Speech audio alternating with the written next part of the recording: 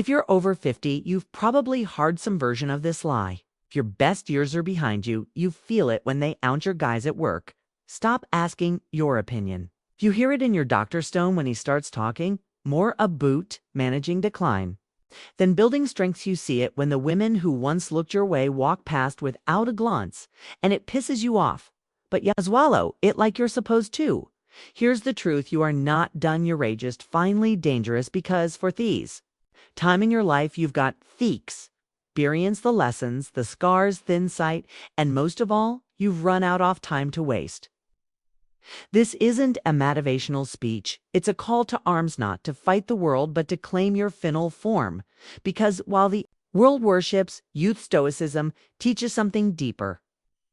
The older you get, theme or unshakable, you must become. So let's talk about what that looks like in action, not theory, not philosophy, in robes. Real-life wisdom for men who refuse to go quietly. Let's begin. 1. The power of stillness. With a power of stillness, older men hold the real leverage. Young men run toward everything: money, women, validation, fast cars, louder vases, social media likes. It's chaos disguised as ambition. But an older man, he learns the art of stillness. Stillness is not passivity, it's controlled power. It's controlled power. Knowing that 90% of what most people chase doesn't matter, and Theodore 10% can't be bought. When you're restful, you stop leaking energy, trying to fix everyone, impress strangers, or be liked. You move from reaction to presence. Ever watch an older lion in the wild? He doesn't chase, he waits, because he knows exactly when to strike and when to stay quiet. Oh, as a man over 50, you hold that some potential. You don't need to be thallowdust in the room, you just need toasted, like someone who's seen death and didn't flinch. Stillness becomes your gravity. It draws people in. Women's respect power, because people sense something deeper in you.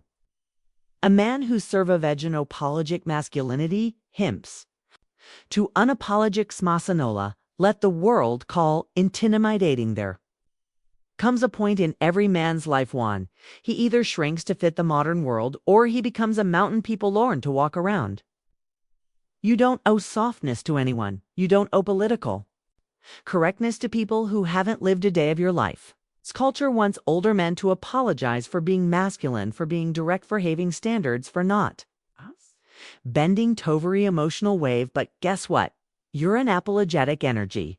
You're too much presence is exactly what a softening world needs. You don't have to shout. You didn't have to argue. You just have to exist without folding. Start taking up space again. Sit with your legs wide. Speak slowly and clearly. Hold eye contact until the other person breaks. Here not mean you're not toxic. You're a masculine. And that is rare now, which means it's valuable. Don't bury your nature to make others feel safe. Stand tall. They'll reclaiming disciplining. It's reclaiming discipline. How this becomes your prime. They say men peak in their 30s. That's false. Most men peak whenever they decide to master themselves. Your 60s can't. Your prime. But only if you return to discipline. Discipline isn't about military routines. It's about dignity. Wake up and move your body. Eat like your future depends on it, because it does. Stop outsourcing your mental clarity, tough news, or cheap dopamine. Start every morning with stillness, a journal, a walk, a cold shower, not because it's trendy, but because your time is now currency. Spend it wisely.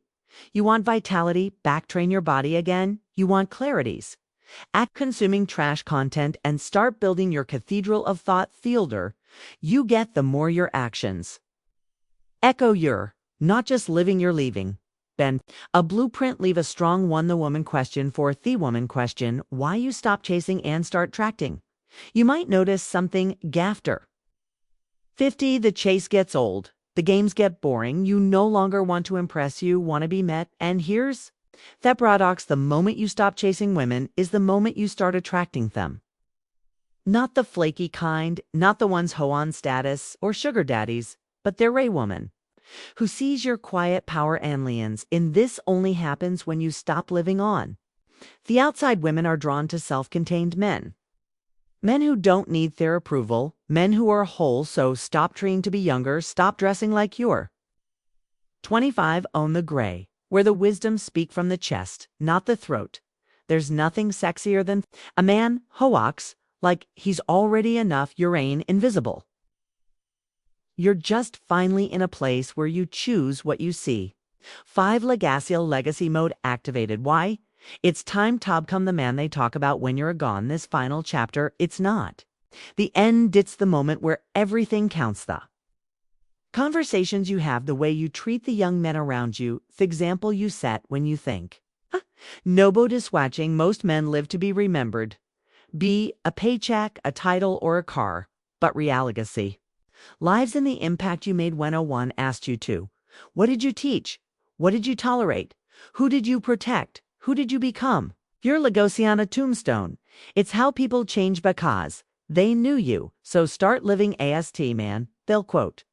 At your funeral, Beatty one whose name gets brought up, when younger men ask who showed you how, Tobe, man. Let the answer be you. You ran at past your prime, you are in the age of power where your calm cuts.